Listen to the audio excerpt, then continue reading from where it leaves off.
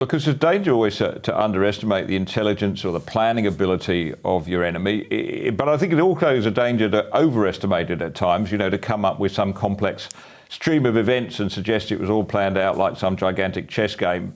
So here's the question. Now Europe finds itself in real trouble because it had become so reliant on Russian coal and gas, principally. Is this just a happy coincidence from Putin's point of view, or do you think there's evidence that he had been planning this for some time? It's both, but there's absolutely a planning component to it. Putin is, not very many people know this, but he has a PhD in economics. In addition to that, he surrounded himself with very competent economists, including his central banker, Elvira Nabiullina, who is trained in the MIT here in the United States. And certainly the economic warfare component was pre-calculated, and the impact of the sanctions that the United States and the West have been placing on Russia since 2014. So they knew that was coming.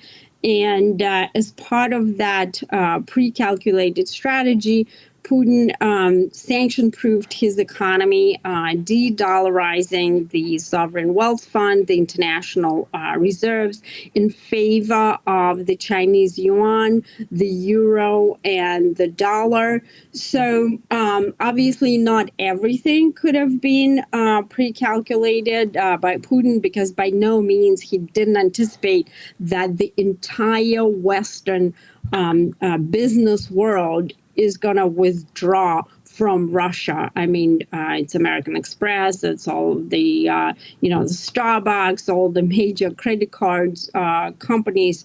And so what we've got right now is the sanctions did not have the intended impact, and they couldn't have, because Putin's security concerns over Ukraine, potentially becoming part of NATO and certainly part of the Western sphere of influence, they trump his economic concerns.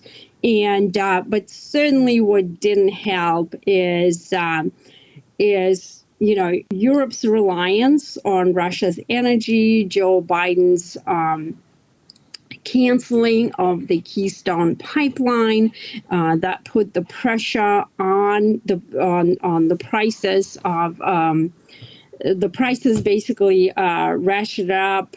And so we ourselves we drove ourselves into the recession that is just not even around the corner. It's already, in our doorstep, both in Europe and in America.